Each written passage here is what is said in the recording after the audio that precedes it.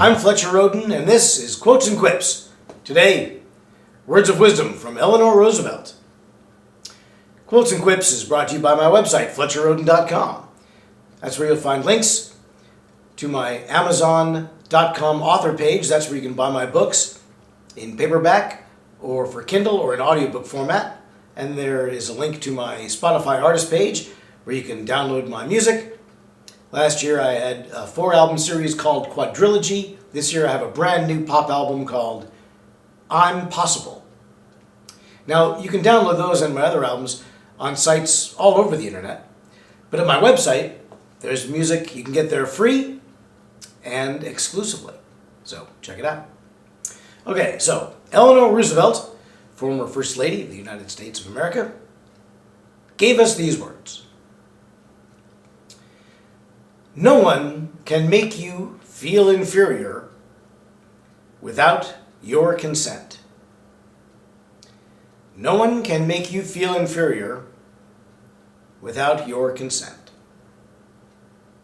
Well, like a lot of quotes we look at here on this show, it's both inspirational and a two-part thing to be dissected. So let's first to consider the inspirational aspect of it. Eleanor Roosevelt was prominent in the 20th century when women had been struggling for equal rights, even the right to vote, which wasn't granted until the 1920s, and the various equalities were difficult to achieve in the professional theater in particular. The 1970s had a lot of innovations in terms of professional positions for women, particularly black women, in the United States. Many European countries were ahead of us, Germany in particular, on this. So Eleanor Roosevelt, who was the First Lady in the 1940s, a little bit before that, late 30s,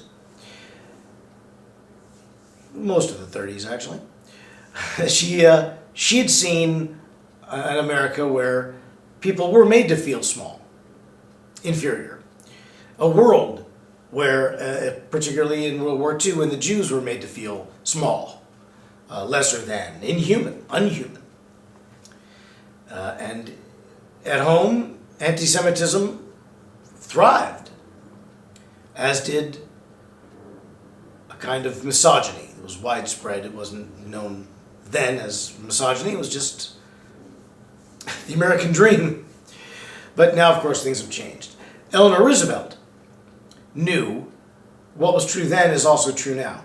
Nobody can put you into a position of feeling inferior. They can wrangle you legally into having fewer rights, but they cannot make you feel inferior. Only you can accept that. We talked about a quote in a recent episode, perhaps it hasn't even been aired yet, that people accept the love that they feel they deserve. So a lot of it is about one's perception of oneself. But this perception generally comes from others' perception of us, and we inherit that. We learn it. Or we may inherit the opposite of what their perception is. A person may think you're small and teach you to think that you're small, and you may walk away from that experience thinking that you are small. But conversely, a person may think that you are large, bigger than they can tolerate. So they trick you into thinking that you're small. And you proceed with the perception that you are small, even though you are very big. Animals, they do this famously, actually, or perhaps infamously, with elephants. Elephants are very, very large and intelligent animals, very strong. And what they would do with a baby elephant is they would tie a rope around its ankle and tether it to a spot. Now, not tie it to a tree, but in a zoo, if there was a young elephant, it would be tethered by rope to a certain spot. So we would know that it could only go so far, and it was young, so it wasn't strong enough to break through the rope. So it was conditioned to believe that its strength was limited. Okay? Now, as the animal grows older, it could easily break through that rope, but it believes it cannot. So they still tie a rope around the elephant to tether it to a spot, and it believes it cannot break the rope. It doesn't even try to, because it's conditioned to believe that its capabilities are limited. And that is what we find with quotes like this. No one can make you feel inferior without your consent. Now, a baby elephant doesn't really have consent. A child doesn't have consent. A child can't say, don't make me feel a certain way. A child doesn't have that kind of intellectual capacity. Not a baby elephant, not a baby human being, not a baby anything.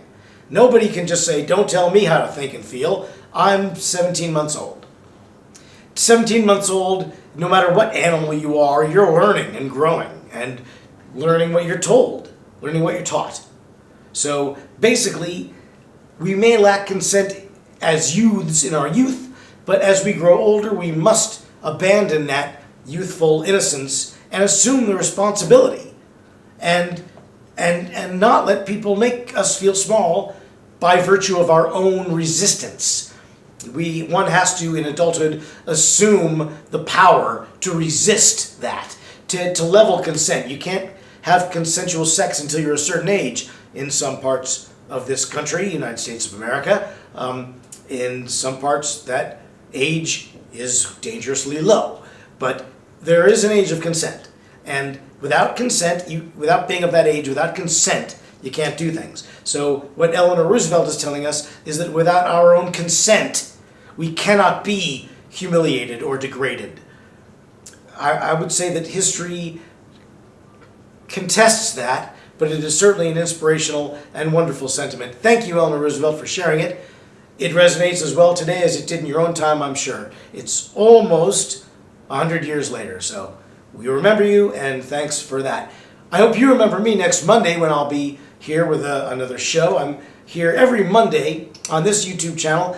Every other Monday is this show, Quotes and Quips, and the alternating Mondays are my new show, Fletcher Rhoden's Pet Peeves. So check that out. You can also see reruns of this show from last year, 2024, Quotes and Quips, right here on this YouTube channel. There's a 2003 show called Tracking the Lone Wolf. That's available on its own YouTube channel. Check out my music, read my books, tune in again, and until then, bye, Mary.